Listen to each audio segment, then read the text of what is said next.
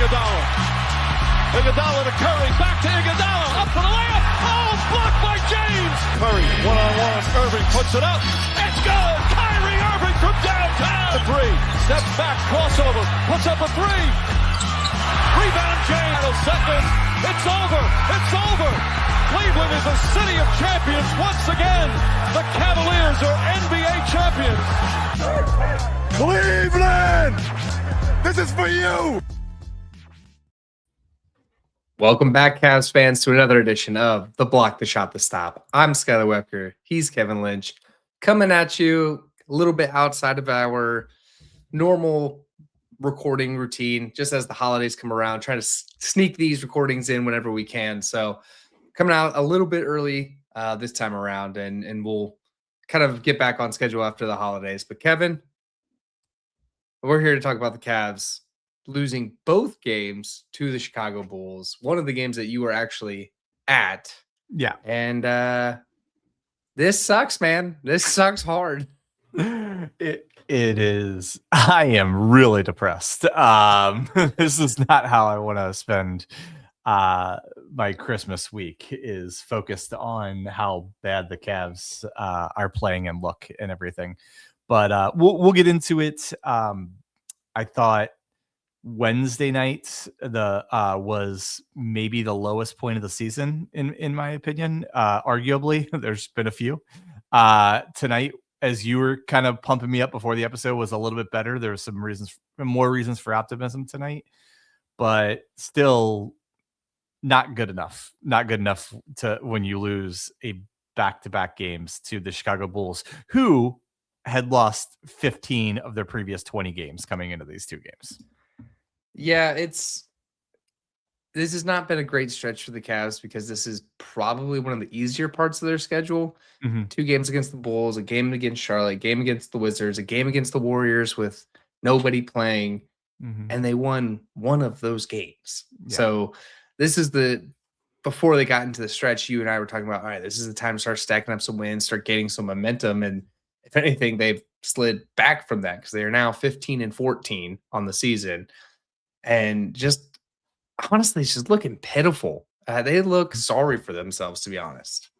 So the best analogy I could come up with, and I actually said it to my wife at the very end of watching the Bulls run out the clock on Wednesday night in the arena, they look like 12-year-olds whose parents are forcing them to play basketball, and they don't like basketball, or they don't like each other, or they don't want to be there, whatever it is. That's the best analogy I can say. When I was at the game Wednesday night, I have never seen a team communicate less, like on the court, like not calling out switches, not like, communicating, especially defensively. Like, I know you said, like, you've asked, like, where is the zone that was so effective last year? This team can't play zone because they don't communicate at all with each other. Like, honestly, I mean, I think the zone would be a good idea, except for the fact that, like, I think they'd be a mess. I think it'd be running into each other and 3 guys in the same spot kind of thing. And yeah, man, it's bad. And Wednesday nights, Kenny called at least 4 timeouts, like instant timeouts, like just pissed off about how, something that was going on. And he would walk out into the center of the court and just look around the arena, look around the United Center, look at the rafters. Like, he was looking for answers anywhere. And then his assistants would come out and talk to him. And they went back to the huddle with like 20 seconds left in the timeout. It was like he honestly didn't want to go talk to them, like, or didn't know what to say. It was, these 2 games, and in particular Wednesday night, were frankly demoralizing. Yeah, I would agree with that. I'm not able to keep up with, Chicago likes to get out and run, and that's fine. So a lot of teams in the league, Cavs like to get out and run, but they just couldn't get back. They couldn't play defense. I thought the offense was a little lackluster on Wednesday, a lot better tonight, but the defense has been just atrocious in this stretch of games. They aren't communicating. They aren't making switches. The thing that's been driving me insane is it's usually DeAndre Hunter or somebody collapsing and leaving their guy completely just sitting in the corner by themselves and sure enough, the ball finds its way to their hands. Easy 3-point shot, and it's fine. Obviously, every time and again that happens, where you collapse to help out, but it's like repetitive, and it's to the point where it seems like the other teams keep running the plays until the Cavs figure out how to not do that. The Bulls were able to play offense in slow motion. I mean, like they would make a cut to the basket and could actually slow down and easily lay up the ball because there was no Cavalier anywhere near them. They took so many threes where nobody was within 10 feet of challenging a 3-point shot. Like, that's the best way I can say it. Like, they were allowed to play offense in slow motion and take their time getting wide open layups and wide open threes and everything else. And I mean, they're getting run out, they're getting breakaway layups off of Cavs made shots, which is just like Cavs not being focused or being lazy, to allow a fast break off of a make. It was, like I said, Wednesday night wasn't just the losing to the Bulls. It was the way they did it. It was the body language is so bad, man, on the team right now. Like, it's, and something we talked about, say, a few weeks ago when we were talking about, like, let some of the kids play. It was right before Jalen Tyson did start, getting his full allotment of minutes, and Naquan Tomlin and stuff like that. They're like, we need to let these guys infect the team with their positive energy and their hustle and everything. Now they've been infected the other way. Like, Exactly. Like, they're not playing with the same, same energy, the same determination or anything like that. It's like the exact opposite has happened that we wanted to. And man, the other thing, and I'll kick it to you and then we can go into the games. No, I mean, I think that's a fair point, is that it seems like everybody just one by one is getting their energy just zapped from them, or effort, or just like care. Like, it doesn't feel like any of these guys care, other than Donovan Mitchell, who was out tonight with illness. But like, it's I don't know what the fix is for this, because the way that it's trending right now, these guys aren't going to be playing with each other. Like, that's the way it's trending. There is no, like, strategy fix for what's going on right now. This is, frankly, it's all on the leaders of the team and the organization to somehow turn this around. Like, and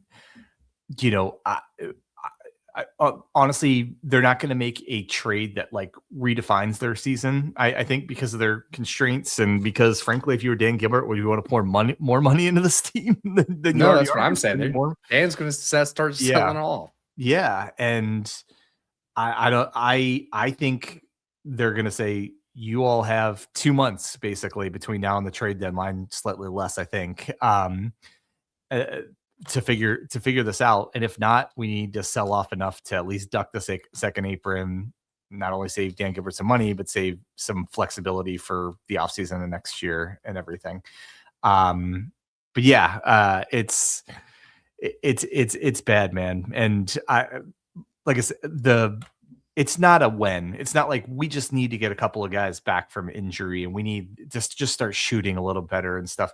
The vibes and the togetherness and the everything around this team is as bad as it could get. Coming off of last year, where it was as good as it could get. We always talked about, like, they look like a college team last year with everybody jumping around and joking around, everybody smiling all the time. Jared Allen looks miserable, and he is typically a guy who is a happy human being. Like, same could be said for Darius Garland. Those guys are always happy, kind of happy-go-lucky, even in leaner times with the Cavs. You would still catch them smiling or joking around with a reporter or something like that. I noticed both of those two look just depressed, and I don't know how you fix it. You bring in a team therapist. I don't know what it is. Yeah, winning fixes it. I mean, yeah, these 100%. are two guys that were with the Cavs, like you said, in leaner times, and I think in those moments there weren't championship expectations. The expectation was grow and develop as a player, and now it's, hey, you guys need to start winning because we're in the second apron. We went all in on this. We went all Yeah. in on you guys. Like we need to start like winning and getting results. And these guys are obviously high level competitors, no matter what their personality types are. So losing sucks, Yeah. to them just as hard as it sucks to us. But I don't see, the only way the vibes get better is to start winning. And I think that's the only way you keep these guys together. Like if these core four want to stay together, that doesn't look likely at this point. No, I agree. And I'm trying to not like go over my skis with it, with predictions or anything like that. But I think you're right. I think everyone around the Cavs, all the players, the coaches, the front office, all the fans, you and me, like the block shut stop, all of us need to start take away all the excuses, because we frankly have all made, if not excuses, reasons why this team hasn't been playing this well the whole year. Like it's injuries, it's acclimating a few new players. It's we're figuring out how Evan Mobley is going to take this leap. We're figuring out how to run the offense more through DeAndre Hunter. We're waiting for Darius Garland's toe to feel better. All these things. We need to not bring up any of that stuff. Like whoever is on the court tonight has to play well enough to win. That's it. That's like take everything else away, because the Cavs are missing a lot of guys tonight. They're missing some of them on Wednesday too. They still had more talent than the Bulls both nights on the court. And by giving those excuses, you're excusing some of the things that have nothing to do with the injuries and have nothing to do with having new guys on the team. The effort, the focus, the not switching on defense, not communicating on the court. Those are all things that are within the team's control and things that they're frankly just doing terribly. Yeah, and I will say, like, not to add the excuses or anything like that. They said it before the broadcast tonight, but this was their 16th different starting lineup in 26 games. Yeah. And that's a lot. That's hard to overcome.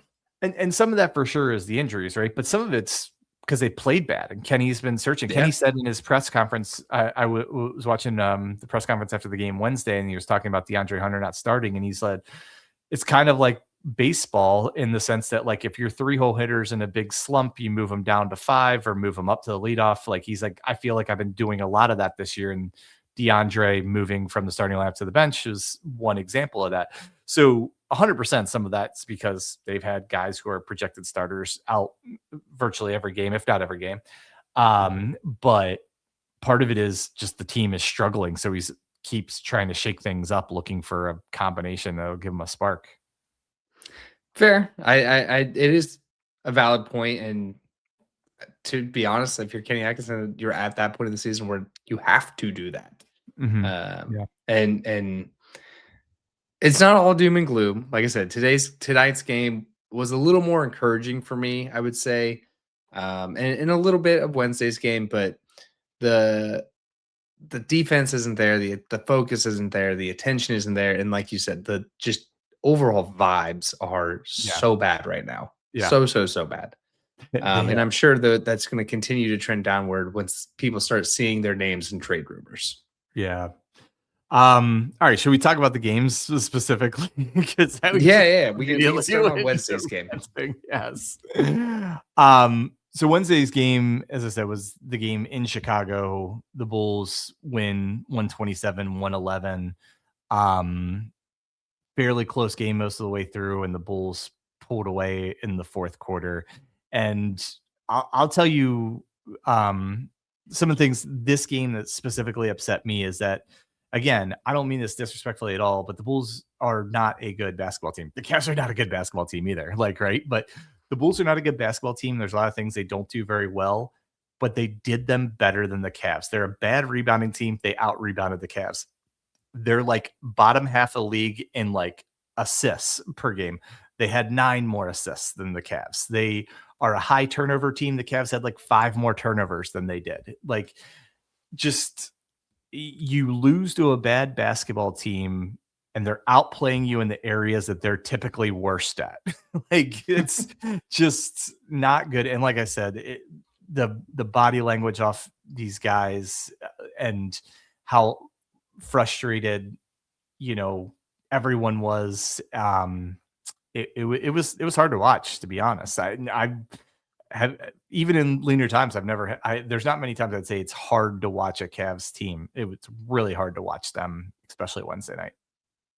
Yeah, I would agree. I think, I'm not gonna point fingers, but if Evan Mobley's out, the expectation is that Jared Allen gobbles up, a lot more of those rebounds that Evan Mobley was taking up.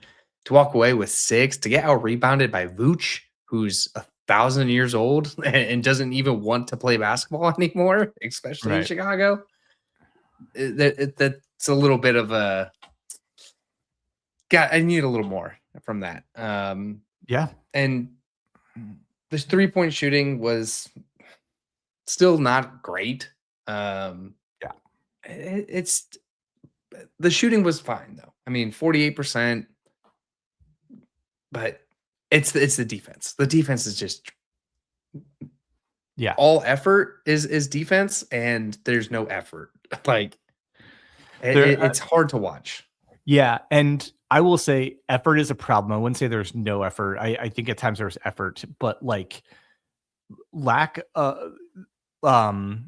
there's so much discipline, or again, this is why I go back to the analogy of like young kids playing basketball that haven't learned defensive rotations. When when one guy has to, gets beat off the dribble, another guy has to rotate over, then the next guy has to rotate over to their man. But that like second rotation never happens. And that guy simply just cuts to the hoop. And I'm telling you, like Vooch, our guy Ice, like slow motion labs. They were doing like, I haven't seen people have such wide open labs in half court offense. It was wild to see. Yeah, that one stung. I mean, there are a couple of games this year that stung. For me, it was the loss to the Warriors G League. That game just upset me. This is a game where I was just like, I really don't want to get on the mic and talk about this game because it was just a demoralizing loss, I would say. It was. And again, the Bulls are not a team that you expect to dominate in the paint. Just Vucevic is, is kind of more of a 5-out type center. They have a couple of guys that are good driving to the basket, but not, like, I wouldn't say elite by any means. And they absolutely dominated the paint scoring, paint touches, and I don't know. Again, just lack of, at times, effort, at times execution, at times focus. And it was just, it was bad. And it was everybody. I know we have called out certain guys, and those guys are responsible, but Donovan Mitchell missed a bunch of defensive rotations. Jalen Tyson had 21 points in this game, but frankly, I thought was pretty bad in this game. Like, he got, he hit some open threes and a few shots, but like, I thought outside of scoring the ball, he was frankly not very good in this game. He was the primary defender on Giddey, and Giddey had like his best game of the year. And so, yeah, man, I don't know. The Cavs were so bad. The Bulls fans actually started making noise and getting into it. It was the quietest sporting events, at least indoor sporting events, I've ever been to for the first 3 quarters. And it was so bad that the Bulls fans are like, oh my gosh, we might win this one, and started cheering by about halfway through the 4th quarter. That's sad to hear. I don't want, I'm glad I wasn't at that game. It was not ideal, my man. Not ideal. Well, we can look at tonight's game because there were a lot of more positive pieces from tonight's game. I thought the defense still absolutely a problem. You should not be giving up 136 points to the Chicago Bulls ever. But a lot of the good things I saw tonight, I think we're starting to see Darius Garland get back in rhythm. A lot more driving to the paint, a lot more mid-range floaters, a lot more not just being reliant on the three ball. And hey, he cut the deficit and tied the game up in that late third quarter going into the fourth quarter, with 2 steals and 2 threes back to back. So if we can keep that progress of Darius Garland, I think the the offensive woes will hopefully start remedying themselves or getting Mhm. back on track.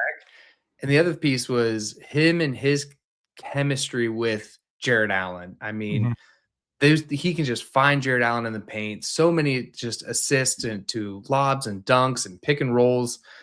That was like good to see. That was fun to see with tonight. Is just like, okay, there is a little bit of something there. And then that all goes away as soon as the ball is scored. And as you said, give up half court layups.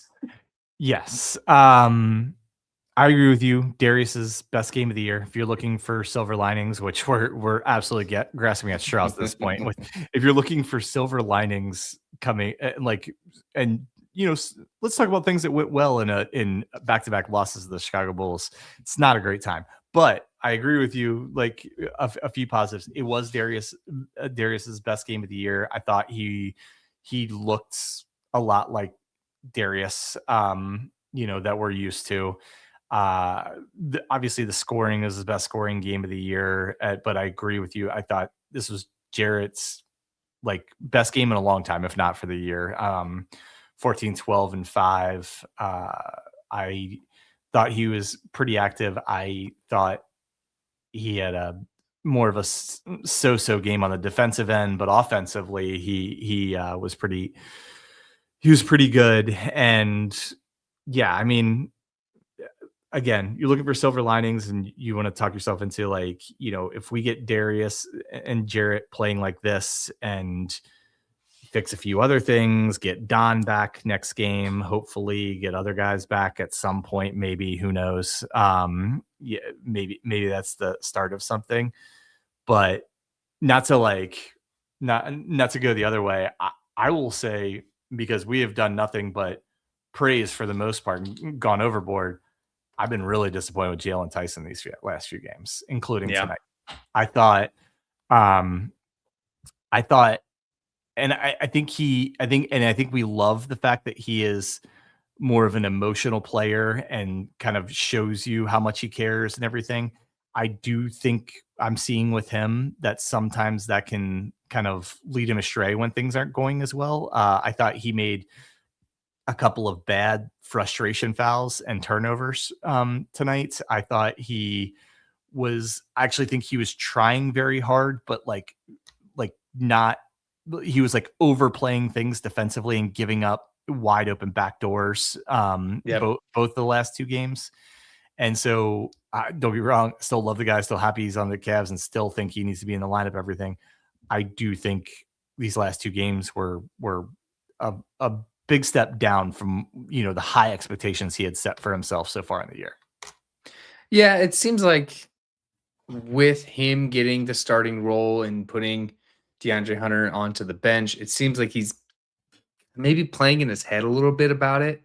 Because I mean, look, this is your dream, like to go to the league, to be in the starting 5, to make a name for yourself. So to be a second-year player and kind of have that on you, and second-year player in where he was drafted. Like, he's not a number 1 pick second year. So I think maybe a little bit of that, a little bit of pressure and self-pressure. But I agree with you. Not his best games. A lot of just mental mistakes with blown assignments and lots of turnovers lately. And just silly fouls. I mean, emotional silly fouls for sure. Yeah. Yeah. I think, this team, and again, a stark contrast of last year, they lack like so much discipline. Whereas last year, I felt like they were usually kind of very just consistent, playing their game, doing their thing, like kind of dictating the flow of the game the way they wanted. This year, it seems like things start not going well, and each member of the team kind of, or most, I shouldn't say every, a lot of the guys on the team all like kind of react poorly in different ways, whether it's like they clam up and they, stop giving effort. I think in Jalen's case, he just kind of like gets in his head and tries to do too much opposed to just kind of staying disciplined and playing, the role that he has been so successful playing this year. I think you could say the same thing about a couple other guys. But yeah, it was bad. And again, the defense these last two games was absolutely abysmal. Like yes, I mean, it's the scores that gave up 127 and 136 to the Bulls, who are not a good offensive team. The last two games, that kind of says a lot, but just frankly, the Bulls seem to score that many points pretty easily. Like, it wasn't even like they were on some kind of insane heater. They were just like running their offense and running out in transition and getting kind of whatever they wanted whenever they wanted it. Yeah, and the other thing that I've noticed in this game particularly, but we've seen it throughout the year, is that lack of focus when it comes to closing the half and the end of the game. Like, they played really well in that first quarter, got off to a really good start, and then it comes to halftime, and it's like there's like 2 minutes to the half, and that's when they like let the Bulls back in the game, let the Bulls get a lead. I think they went to half with a 11-point deficit, and so it's like they just can't figure that out. And it's 26 games through the season, that part should be like figured out by now, and that's what's a little frustrating. Yeah, no, for sure. That's a great call out. They tonight they almost won 2 quarters, almost outscored the other team in 2 quarters. I don't know the last time they won 2 quarters in a basketball game, to be honest. Like, even a couple of games they've won, they've had like one big quarter that has been enough to carry them through. And that kind of lends to your point of like, just the inconsistency and the lack of focus. And I, that's maybe something I'm going to look into as advanced numbers of, say, the last 2 minutes of each quarter, each half, particularly the first 3 quarters. The fourth quarter, they always seem to find themselves behind. They always seem to turn it on, and then they always seem to, not have enough at the end or something. But the first 3 quarters, I agree with you. I bet if we pulled up the stats for the last 2 to 3 minutes of each quarter, the plus minuses, the shooting percentage and stuff, I would be willing to bet it would not look very good for our Cleveland Cavaliers. No, I could guarantee you it's not going to look good. Outside of the fourth quarter, and it's usually Donovan Mitchell heroics in the fourth quarter, right? Which unavailable tonight. I do think you win this game if you have Donovan Mitchell. Why? Let me ask why, because they had Don on Wednesday and they lost by 16. So like, why would you? They lost to Charlotte with Don and everything. Donovan Mitchell's having an incredible year, but like, I look at it like, if Don's there tonight, does Darius not have the game he has, like, or something like that? I don't know. I maybe you're just more optimistic than me. I don't know. I think just because of what Donovan Mitchell gives you in the fourth quarter, and the Cavs were in this game in the fourth quarter. They were tied in the fourth quarter. I think Donovan Mitchell gets you, pushes the energy in the fourth quarter. That's the only thing I could say for this game. All the other ones, like, they weren't even in position to make it close in the fourth quarter. I know what you're saying. I think I was lending more towards this is a game. Well, I think they still had plenty of talent to win, that they missed Mobley more than Mitchell, to be honest, because if Jared Allen's a very good defensive player, but he's not as good playing like, the spacing bigs like a Vucevic, and that guarding someone like that pulls him away from the basket and frankly kind of neutralizes some of his impact. And to me, they scored 125 points tonight. Mitchell's by far your best offensive player, but he's not going to necessarily help, your defense a ton in a game like this. I kind of looked at it like I felt like tonight was one night I could legitimately say the missing Mobley could have been the difference in the game. That's fair. If you're looking at it from the defensive side of it, yes. I Evan Mobley Evan Mobley would have made the difference in this. because they gave up 136 points to the Bulls. It's got to be their season high. I don't know that for a fact, but I'd be shocked if they had scored more than that at any game this season. I just don't think anybody on this team other than Donovan Mitchell can shift the momentum of a game. Where last year, like, we knew Ty Jerome could come in and shift the momentum of the game. We knew Donovan Mitchell obviously could shift the momentum of the game. Evan Mobley took that enormous step that he did last year and felt like he could shift momentums of games. I don't think anybody on this team can do it other than Donovan Mitchell. Yeah, I would agree with that. And looking at, I did a quick look. It was the Bulls' second highest point total of the year. They had 147 in an overtime game against Utah. So highest output this year in a regulation game. All right, you're making me not like this game anymore. No, I mean, I getting back to your point, I agree that there was more silver linings tonight. I think it's harder. I agree with all of the things you said. I do think it's harder to be positive and harder to kind of like revel in those silver linings when frankly they've been playing so bad. And it's been, if it was a silver lining in, and they won the game before, or they weren't there, they have the 6-game stretch against frankly the worst teams in the league, and they're now 1-3 in that stretch so far, 4 games into that stretch. It's hard to find positivity while you're playing at that level. Well, I'm going to give you 2 more though.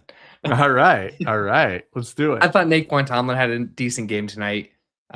Again, not on the defensive end, and you could say that for literally everybody on this team. The fact that you can look at the box score and see, oh yeah, Naquan Tomlin, 15 points, 3 boards, 2 assists, and a steal. I mean, those are good counting stats on 21 minutes.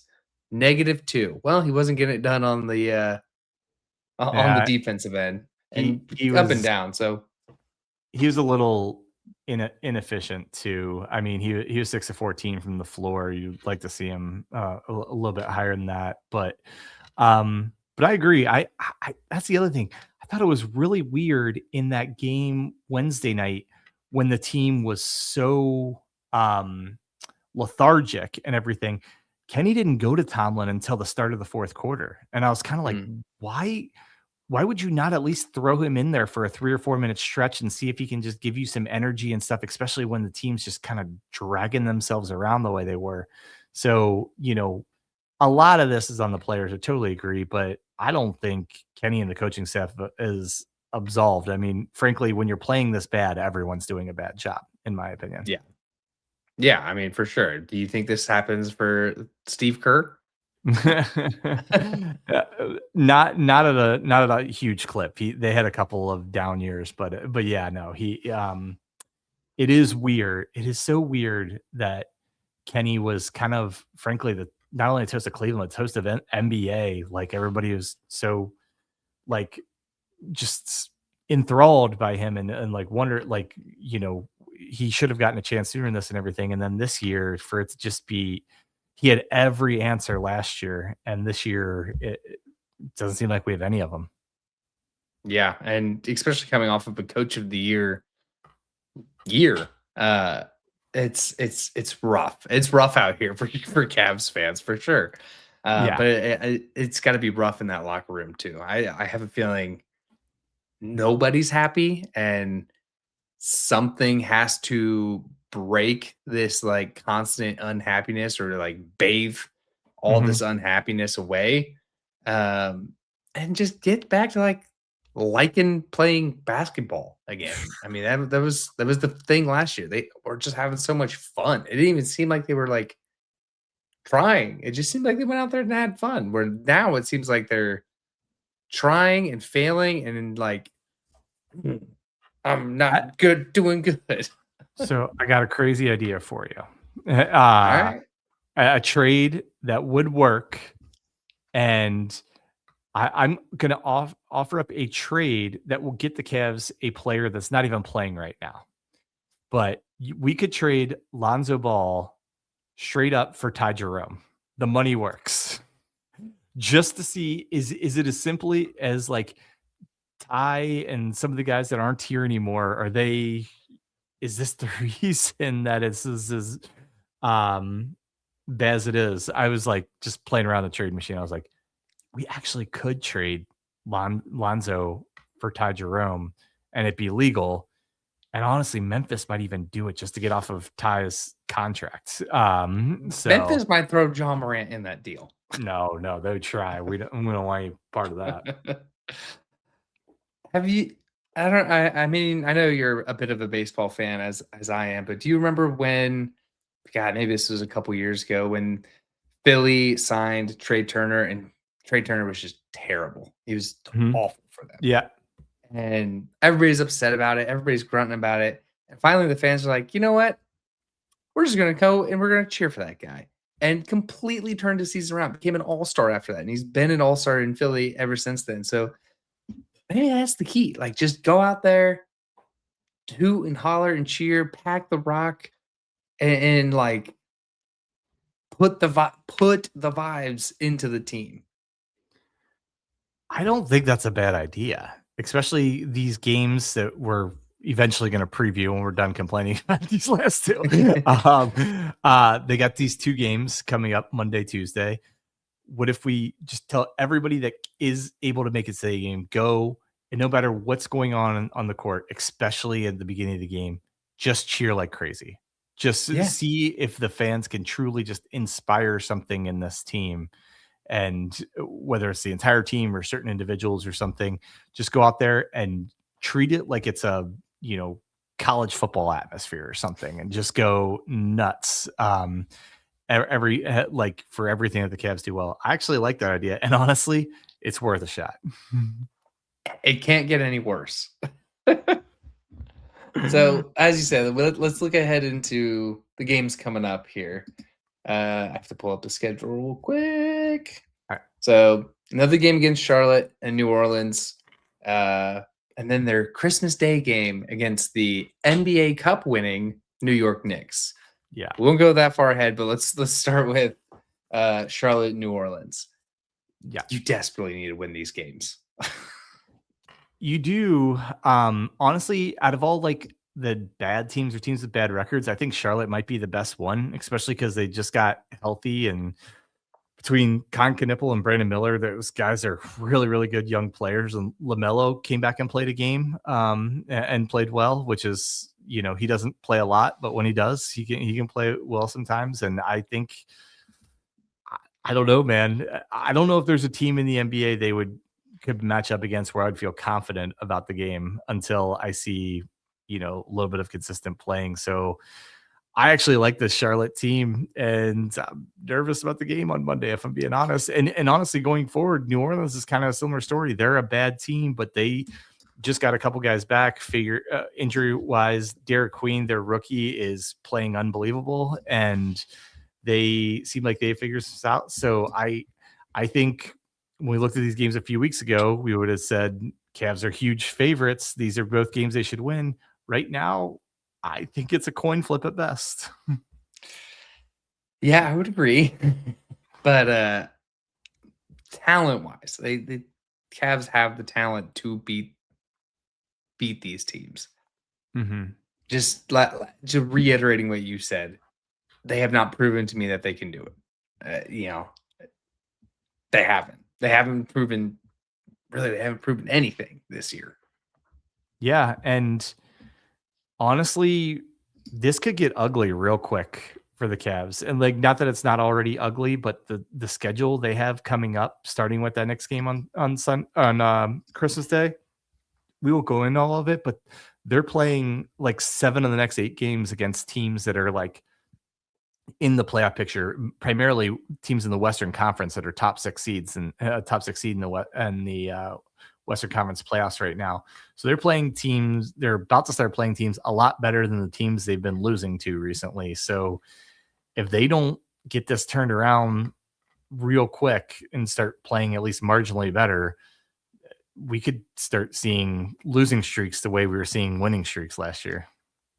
Yeah, I mean, they basically are playing a playoff team other than Phoenix and Utah till January. Phoenix is in the playoff picture too. They've actually been playing over their heads. So I've not kept up with Phoenix, but no. I mean, until January 21st, that's when they really kind of catch a little bit of break with another game against Charlotte and Sacramento. But then it's Orlando, Lakers, Phoenix. So I mean, it's going to be rough. So they really, really need to get this figured out. Yeah, and I wish I had some answers. I don't know, like, it is so hard. And again, I've said this before. I always like sports, professional sports especially, are just such a different world than you or I live in as far as like what we do for work and everything. But I try the best I can to try and relate it. Like, what is the closest comparison I could deal with? And like, unfortunately, I think a lot of people have just worked in a place that had a really poor culture, and where everyone was just, unhappy and everything. And it's a really tough thing to break out of. It's a tough thing to turn that around without turning over personnel. And right now, turning over personnel isn't really an option. So I don't know what you do. I think I again hope something happens where there's some kind of breakthrough, and just whether it's a snap of the fingers or it's more of a gradual thing. But right now, again, I've moved from when this team starts playing well and starts looking like a good team to if they do, because I don't. It's hard to see it right now. I know it's there. It's just hard to see it. No, I agree. I think kind of as I was alluding to at the start of this episode, Dan Gilbert's not gonna just let this team be this and pay all that luxury tax money and everything like that. Like, he's a smart guy. He will cut the cords if this doesn't get turned around. Right. And if this core four wants to stay together like they all claim they do, this is Judgment Day. Like, you gotta sink or swim. You gotta do something. Yeah, for sure. Yeah, man. I'm out of words. I'm out of words for them. I just please, Cavs. That's all I want for Christmas. I just want the Cavs to look not even to last year's point. I just want them to look better, start get a couple wins early this week. Wow, we still got 2/3 of a season left. So I know. Hang in there, Kevin. Could be a long one. So for that, before we get out of here, we like to close our shows with one nice thing, putting one nice thing in the internet. As you can tell, we've talked a lot of negative in here, so we gotta balance ourselves out. We gotta put one nice thing out there to spread a little holiday cheer and just not be so down and gloomy and negative. Kevin, I will hand the floor over to you. Yeah. I think the one nice thing I've been kind of sitting on, haven't said, but we had a young woman, her name is Bea, move in with us to be our au pair from Italy about 2 months ago. And it's obviously a very weird thing having a stranger all of a sudden coming and live with you. It's also a roll of the dice, like how well it's going to work.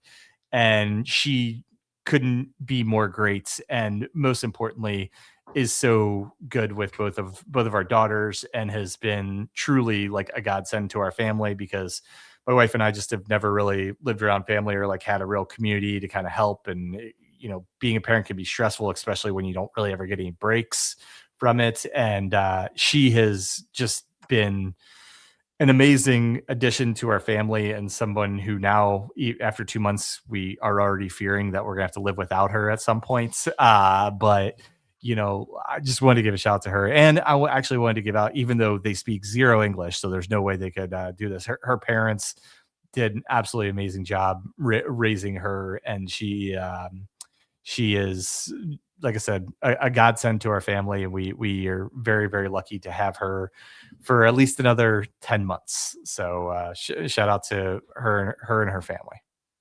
Oh, that's awesome, man. That's super cool. I guess took a long lunch today. Went and met some friends who were just in town, and went uptown here to just a local brewery. Caught lunch with them, and they're kind of talking about their jobs and it not being all that fulfilling, and I just like couldn't relate, and Mhm. kind of made me grateful and thankful that even though don't get me wrong, this is super fun, but the main gig is very fulfilling, very very fun, and even with a lot of change going on, it's still just fun, and it's like really a lot of what I think about even when I'm not working, and I think that's a good sign of like onto something good. Mhm. So if you are in a situation where you're not loving your job, there's tons out there. There's so many out there, and I would recommend, finding something fulfilling and chasing after it. And I will say it's a lot easier to do when you're young and you have nothing to lose versus when Mhm. you're a bit older, have a retirement, have a house, and have Sure. like all these other things that actually could be at stake. So yeah, I would say that's the good thing. Not all jobs suck. And I've had a lot that did. No, that's great. It's having had both, and I'm lucky enough to now have a job that I find very fulfilling and very enjoyable as well. But having been on both sides of that, it's a game changer for your not only your whole work outlook, but your whole like life outlook to feel fulfilled and to just enjoy what you're doing.